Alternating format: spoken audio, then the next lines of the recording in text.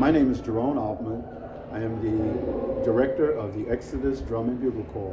One of the greatest things that I found was that music is always an encouragement and uplifting, and it gives the kids a chance to do great things in the community.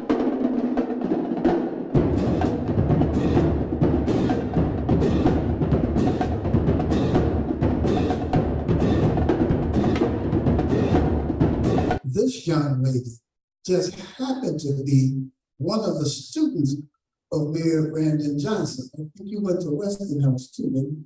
Yes, that's correct. Okay, and so this is Sister Bianca, and I want you to show that stone. It's kind of covered.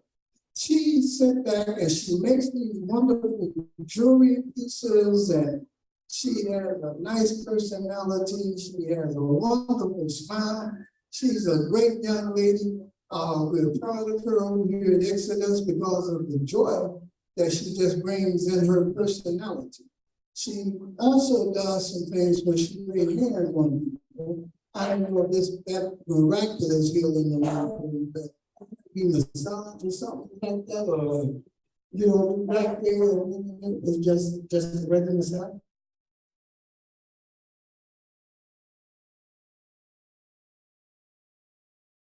For me, we just do massage on around. We'll be doing Reiki in the future. Okay, you all. Thank you. I'm going to get back with you all and tell you how there's no tickets. You don't need it. It's free to just come on out here and take care of those things. So introduce yourself. Tell about the jewelry that you make. Tell how you do the hair. She's going to give me these wonderful braids that you go see these guys be wearing, the young guys. And did you bring that art with you? You did not. She does some wonderful things. It was like a volcanic waterfall or something that how she did this hairdo and everything. And some of the brothers were lining up on the side to get her to do their hair. So go ahead, tell them what you do. Tell them what it is, and about the telephone that you just happen to get into, and give them a pleasant smile so that they can feel it. Okay. Hello, my name is Bianca, Bianca Simone. I am a holistic health healer. I take an approach to healing from all different aspects. It's not just one thing. Everything is incorporated into each other, whether that be your physical health, your mental, your emotional, your spiritual touch. And so the things that I do, they all incorporate into healing in some type of way. And I really just got into them so that I noticed that like when they do go on like a healing journey or they're trying to better themselves, they might approach it from one aspect, but everything plays a role. Early on, I got into it with herbal medicine and the crystals. And I started making my own crystal jewelry because I didn't want to keep walking around with a pocket full of crystals. So I started making them into things that I wear. Like Mr. James mentioned, I'm also an artist. I believe in art therapy is very therapeutic. It helps to just de-stress. And if you just need to release something, you don't have to be Picasso, but it's just something that it like takes your mind off of things and it just takes you to a different space and it helps you to just relax. You can tell what that crystal is, but there's such a beautiful color that in this crystal, and I think it has some healing powers in it.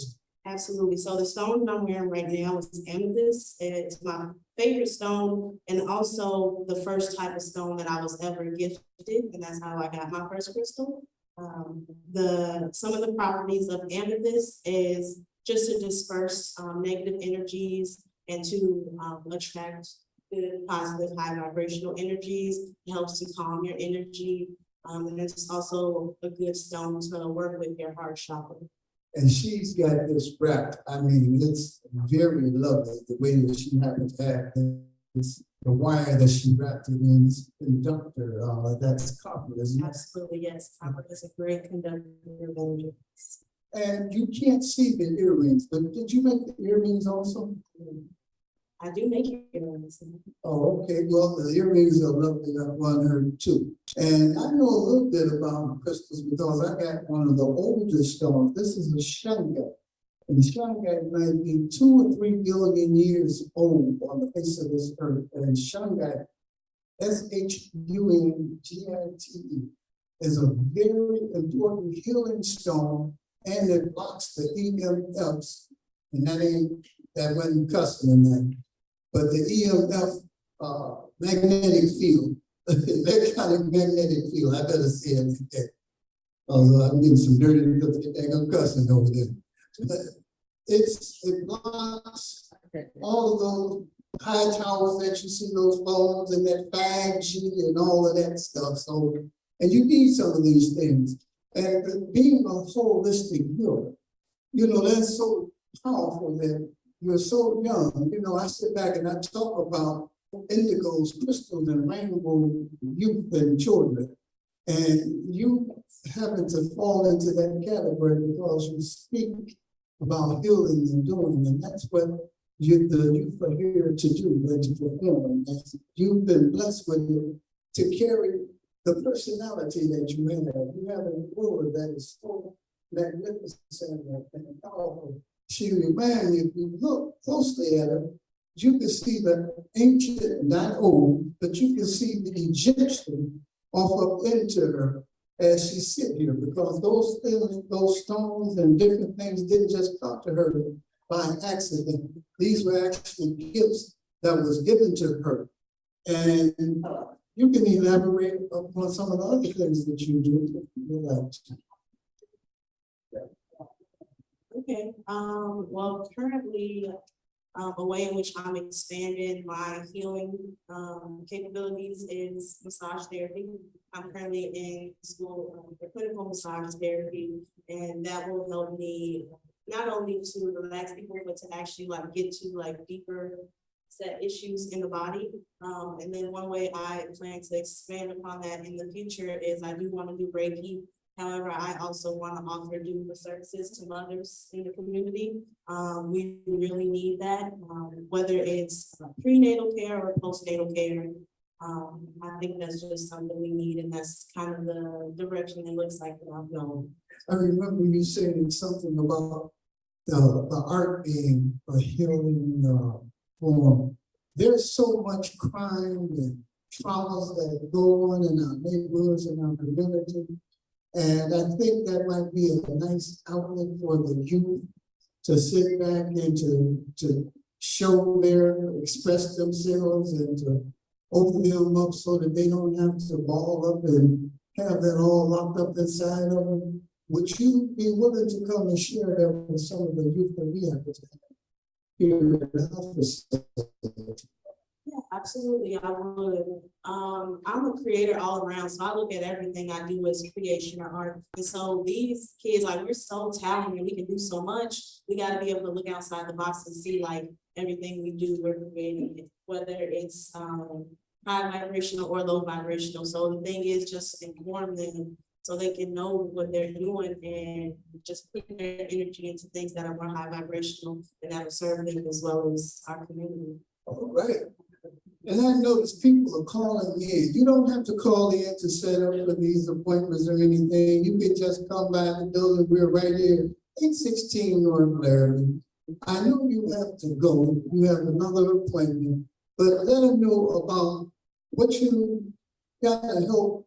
She helps the whole community. Can you tell them about the phones and the tablets and what days you'll be here? Yes, so recently, so I'll be starting to do the phone program with the government. So if you do receive aid, or if you make under a certain amount a year, I'm not sure of that number off the top of my head, but we are able to offer phone services and see if you qualify for that phone services. The days that I'll be here, I'm not quite sure yet. I'll say Monday and Wednesday are definitely an option, but I'll be able to solidify that within the coming years. I want to thank you for coming in, and we're about to allow you to come in and do whatever it is that you need to do. You can bring this wonderful energy in which you can come here. And like I said, it would be just great to have you here. Ladies and gentlemen, please give her a round of applause. We need to make up, like they used to say, it takes a village to raise a family. We have to start calling on our elected officials, which is our mayor, our alderman, our governor, our president, to listen to the individual issues that our children are talking about, our young adults are talking about, and the families that are affected by what's going on in our environment. And we come from a situation where we come from slavery as Black people and other people, and we feel, some of us feel like had been wrong, all the way back into the indigenous generation of the Indians and things of that nature. So we also have a program here that we've got called Turtleville, kind of based a little bit around Turtle Island. They used to call America Turtle Island. As a matter of fact, they used to call the world Turtle Island. And we'll get into what the indigenous people believe and how some of those things have been taken away, have been colonialized, and it's changed over the time of our history. So we want to talk about, do we need to have reparations? Do we need to deal with issues that we feel we've been owed restitution or reparations for some of the things that has been done and the wrongs that have been done to us over our past?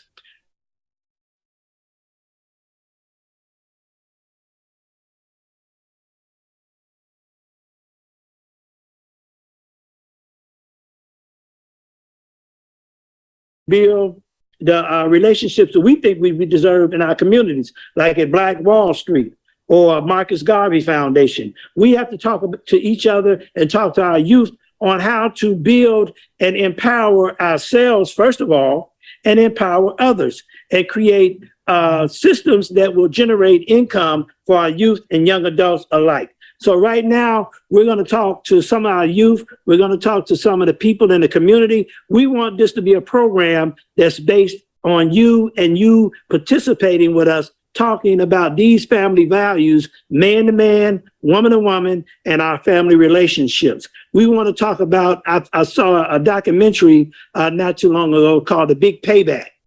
When we had James Brown and my generation coming up, it was always Black Power, Black Power. We're coming for the big payback. Nowadays, our children are taking things into their own hands and they're getting their own payouts and their payback. It may be sometimes in the right way. Sometimes it may be us to start mentoring and using our tools, our resources to help develop those individuals and those youths so they can be able to do it in a way that's, first of all, productive, a way that's going to give them some type of stability, the way that they can create them jobs and environments. We've been working with a few youth up here at the Exodus Institute, and you'll be able to get a chance to hear from some of them.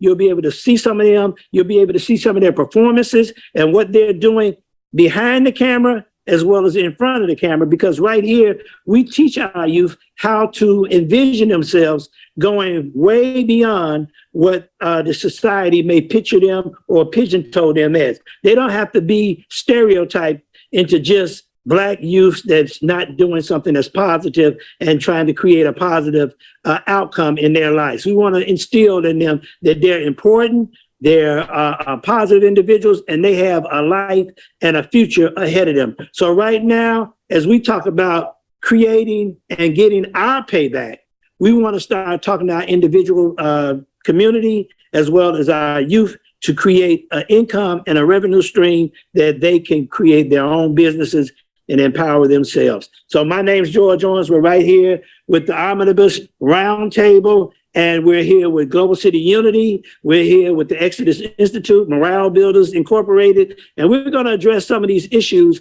that we face on a day-to-day basis. Now, I'm here with one of the youth right here. This brother here, he's been going around, and I've been going around to some of his shows and following him from time to time. And I just want him to give us some insight on what it feels like in being in today's society and coming up. He's 15, 16? 16. He just made 16. So this is one of our youth. I've worked with another brother that's his uncle. and his name is Chosen. And we've been going all around since Chosen was 16 to now, and he's coming up in his footsteps, and he learned a lot about what he saw, and we're trying to instill in him great values so he could build his own future and be a positive individual, and us to be positive role models for him in the future. So tell us a little bit about yourself, you know, your schooling, what you desire to be, who inspires you, and a lot of those things, and that you could talk about, if you don't mind. My name is Denevion. I'm a notorious B.I.G. tribute artist. When I grow up, I want to be a firefighter or some type of first responder. Still thinking about it. In today's society, you got people who walk the streets, they don't care who they kill just to get the job done. And it's wrong on so many levels. And they don't care. They could take one of your family members away, they wouldn't give a crap. And just tired of it. So hopefully when I grow up, I could do something about that. And my inspiration, it comes from my uncle. He makes all these people happy. At the end of the day, we can go home knowing that we made these people happy and we can feel good about it to ourselves. Okay, that's a good thing. So what type of things have you learned in school? What's your educational background, and what are you learning? What do you feel is some of the things that our society try to stereotype young guys are? Or, you know, what do you feel about that? What do you feel about just family values, family issues? So about the stereotype problem, I feel like that became a problem because the young black man that go around here with hoods on, a ski mask to kill a person, they created a name for us and for Chicago. And as far as school, I like to major in history. I learned a little about math, not that good at math. Good at reading. And science, I was okay at it, but I still tried to learn it. That was about it. So what do you aspire to be? What type of job are you looking to have in the future? So it was 3 jobs. So first it was a firefighter. Second, it would have probably been a technician or engineer. And third, probably a bill enforcement agent. A bill enforcement agent? Okay, great. Are you doing things that lead up to that as far as going to school and studying those backgrounds and things of that nature? I did my research. It says you got to have a clean background record, make sure you get your diploma, and you just got to be good with talking to people because you can't be a firefighter if you can't get along with your peers. Okay. Tell us a little bit about all of the things that you study with the entertainers and what you feel about music, the music industry in general, and how that's going and how it influenced you guys as young individuals. Like the artists back in the day were the better generation this year or of this generation, they talk about anything to get famous for it. And it's annoying how publicity comes so easy. All they got to say is, oh, I killed this person and they didn't do nothing. They was scared of that. And they get millions and millions of views and they get famous off of it. Okay. Not it.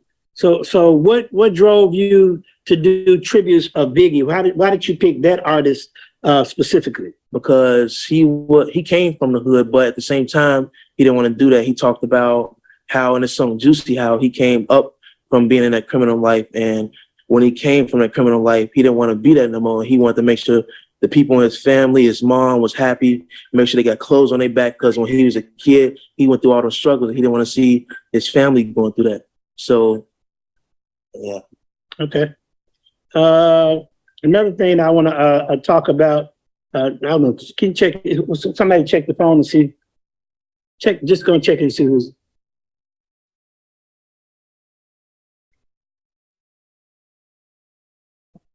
Who? John, answer. Okay. All right. So we talk about, we can cut in between some of that, but now we talk about Biggie, and then you also do another young man. What's the other artist you do? Luther Vandross. Now, why did you pick Luther? He was kind of sweet. He's good with the ladies. I haven't did much research on him, but I know he came from a singing group He used to sing in the choir, and that choir built him up to a singing career. And he finally got his first show to sing, and then he became big. Okay. Have you ever looked back at Black history as far as Marcus Garvey, his foundation, and what they stood for, or Tulsa, Oklahoma, and Black Wall Street? Enlighten me. Huh? Enlighten me. Yeah, he looks like you. Well, yeah, you look a little bit like Marcus Garvey. So we want you. Okay. All right. So with Marcus Garvey, I want you to take a look at what Marcus Garvey's mission was and what they stood for, the Black Panthers. We went out on a field trip, I would say, what we did at Garfield Park, and you guys were able to look at the Black Panther Foundation and the Black Panther Party and what they stood for. You guys seemed a little amazed of what they were doing and the missions that they took on. I want you to get a chance to research what the Black Panther Party stood for, Marcus Garvey, what Martin Luther King marched for, and their vision and the dreams that he had, to see how far are we from accomplishing some of those goals that Marcus Garvey, Martin Luther King, the Black Panther Party, and the Rainbow Push Coalition, Jesse Jackson just stepped down to get some new blood in his organization. So we want our young youth and young individuals to look at their past, to see what the present is bringing and how far are we from that to going into our future and the next generations to come, so that we can build a future or a utopian village or community for ourselves as we go into probably the year, they have a thing of 2030. We're in 2023 now. What is the next 7 years going to bring, and what do we feel that would look like? What do you feel the next 7 years should look like in your eyesight? I don't know. We can't do nothing but let time show us. Hopefully,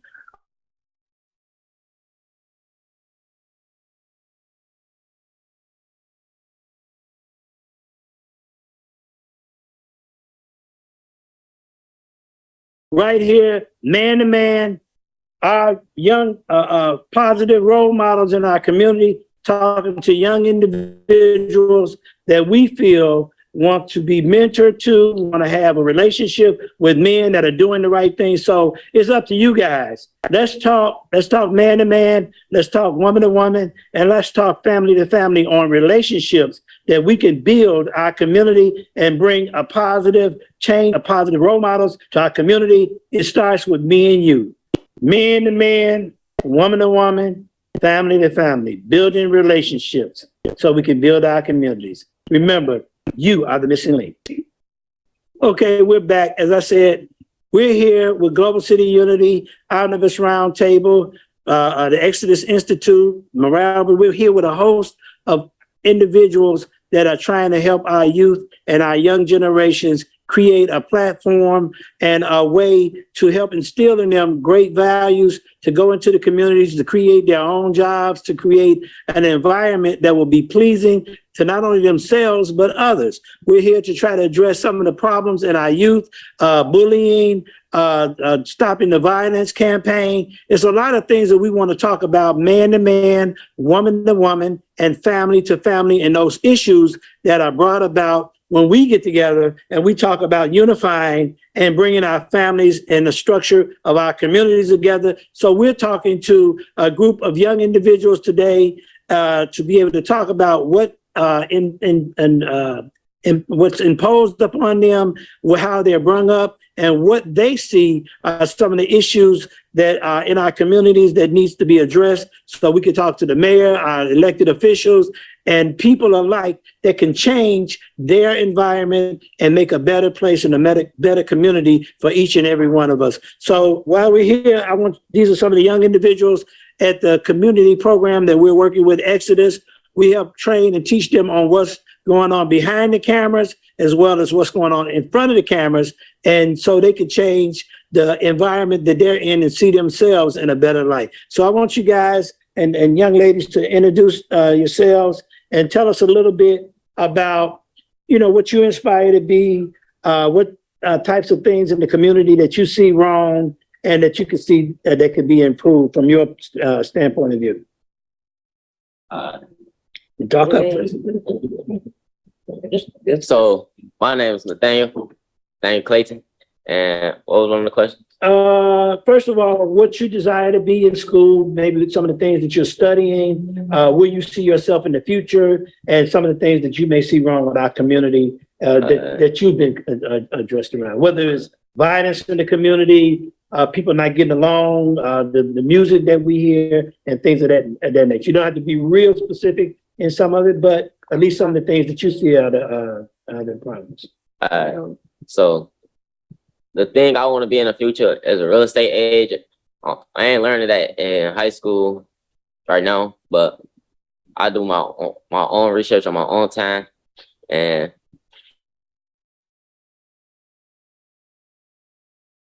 what I also like to do is basketball. So it's either one, whichever come first. And about the community, only thing that's a problem with the community is really health and like health situations in like certain places and how they take care of certain places in their community. Okay. So you're saying, do you feel the life expectancy in our communities are different if you live closer to downtown versus if you live in Garfield Park or East Garfield Park or the Austin area? What do you feel are some of the problems with that? Because there's a whole coalition of people that's interested in those same things and helping bring programs that make it better for you guys. So what do you think of those problems that they should probably address? Like the money they spending on downtown. Talk up a little bit. Like the money they spending on downtown and like building buildings and stuff, they should bring it to like South Austin, north of the Austin, because you can see like our streets not well taken care of. We got deep potholes, people dodging potholes trying to make sure they cars don't get damaged. And the floods, like people flooded, like since like if it's a heavy rainstorm, people basically get floods in the city. They put pipes down so they won't be responsible for it, and the homeowners have to take care of themselves. So you think there's money being taken and put in the downtown communities and use more downtown versus on the south and the west sides of Chicago or the Austin area? You don't feel that they're allocating monies properly to certain neighborhoods and responding to? They're not distributing the money properly. Okay, do you feel that it's jobs? Do you have a problem with jobs or community centers, things of that nature? Do you feel there's enough community centers or jobs in our neighborhood for you guys to attend? And what about the schooling? Well, The schooling is good. It's good, but like since what happened like with the wall and the border and stuff, like you won't see a lot of black. It'll be like 60 to 40 black people. Okay. And black kids in like harsher schools. They don't provide them with the best education. Okay. So what are you studying to be in school? I'm studying to be like a software engineer software engineering? Yeah, or coding. The classes I'm taking is robotics and computer science next. Coding, you're taking robotics, you're taking computer classes. You thought about what colleges you want to go to? What is that? Triton? UIC. Okay. Northeastern Illinois University. Okay. Okay. And like those only two. So you got robotics, you got software development, and what else? Coding. Okay, that's the only career opportunities you want to research? Technician, mechanic, like working on cars and stuff. Okay. So yeah. Okay, sounds good. What about you talked about some community issues and everything. So we got amazingly today we have we got triplets. Yeah. We got triplets here. We got all these guys, they're all from the same family. They kind of confused me a little bit the other day as I looked around and seen each one of them, but we have going on here. So we want you to hear our youth and our young people's point of view. Tell us a little bit about yourself and what you're inspired to be and where you see yourself going in the future. My name is Matthias Clayton, and I'm aspired to be a real estate agent. The reason I want to be a real estate agent because like I'm my own person. So my hard work depends my money depends on my hard work. That's why I want to be a real estate agent. Yeah, I've been looking at I've been doing my own research on the college I want to go to is UIC with my sister. Yeah, I feel like a lot, and I feel like having a degree would make me passionate. Okay. What about you? Would you try to get basketball also? No, ain't interested in sports. No sports. Okay, there you go. So as you can see, we have a lot of positive young individuals. Need to help them realize and capitalize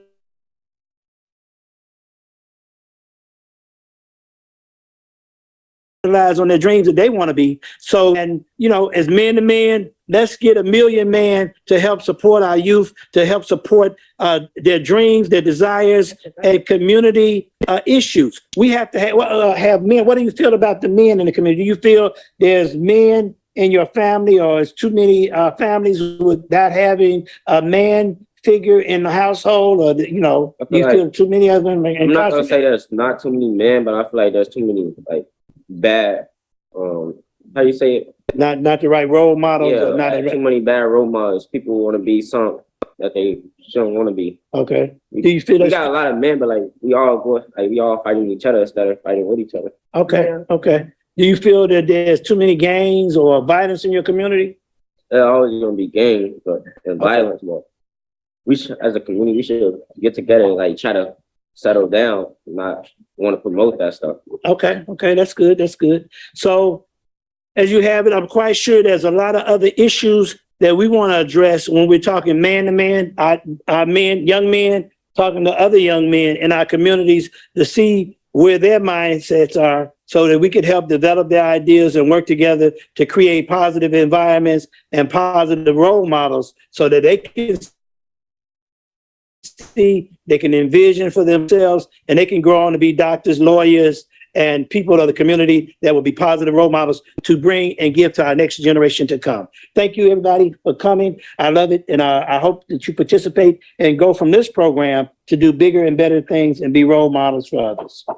Thank you. All right, we're back, and we're here today with Man to Man talking, our young men of my generation talking to men of our next generation, whether it's the baby boomers or whether it's the alpha generation, millennials, all the way to all of the generations in between. It's about 5 generations from when I came up, and there's a lot of things that's changed, whether it be music, whether it's what we see on the TV, whether it's our communities. So we want to talk to young men and see what their issue or their intake is on how they see themselves, how they see the community, and how they see them in being involved in what's going on around them. So today we're going to talk to young men and see what they think and what they inspire to be and those type of things that's in our program as well as outside in the communities and in the villages and the neighborhoods that are around us. It takes each and every one of our neighborhoods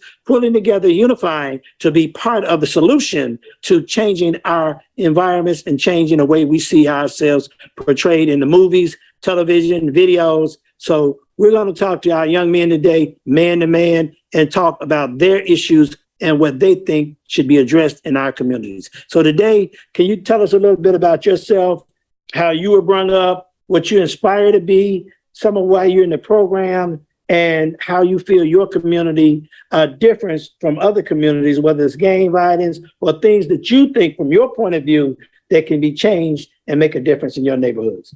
All right. My name is Kareem Washington, recent graduate from Augustana College, major in public health and sociology and anthropology.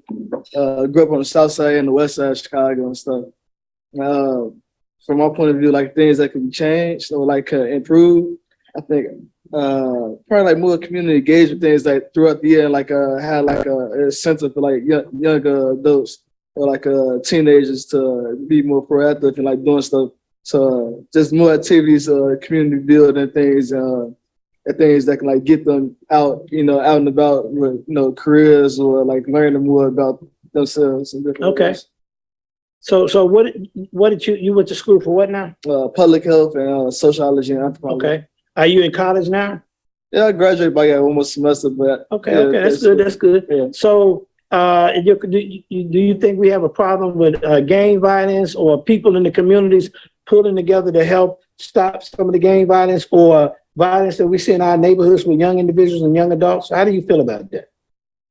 Gang violence. I don't know. I try to think of like preventative measures and stuff. Try Okay. to think about like how we can help. Like I know during the summer we get like summer jobs and programs, but like try to be more. I know we get like after school matters, but like try to be more proactive and guiding you like throughout the school year and stuff with different things. Okay, do you think the summer jobs help any? Yeah, I think it do. Like I always did summer jobs since I was 14, so that Okay. kept me from like going outside and just doing some anything. It had me like being like active throughout the summer. The only thing like kept me like during the school year had me like doing stuff like focusing was like sports. So like some kids that don't do sports, so they might just go into doing some anything or go into like the streets more. Okay. So, I think like we can like I don't know try to be more proactive with like trying to do things like throughout the school year, not just like after school matters. But like other type of workshops and like other ways to help them become better leaders. Okay. So do you feel that our elected officials are doing enough or they're not doing enough to listen to the residents and the communities to help bring about some of the changes that they're doing? How do you feel about that?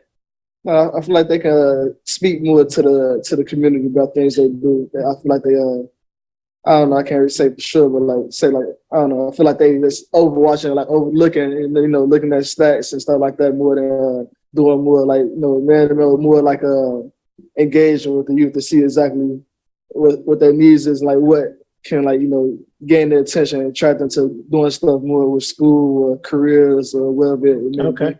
Now, do you feel that our police department, do you feel that the police or the law enforcement are out to get Black individuals or Black and brown individuals? Do you think they're working with the communities in positive ways? What do you think could bring about the change that's needed so that we could build the relationship with our police and law officials? That's a tough question. It's a loaded question. Yeah, the police, because they got just in your eyesight from what you see, because it's a lot of different things that probably could change with how we deal with law enforcement and the way they see us in their eyesight and the way we see them, so that we can change and communicate. Right. And then sometimes we may have to bring the CAPS and other people down to the community centers to talk about with the community on what we could do to make positive change. So just in your eyesight, what do you think of some of either the smallest things or the biggest things that's a big problem?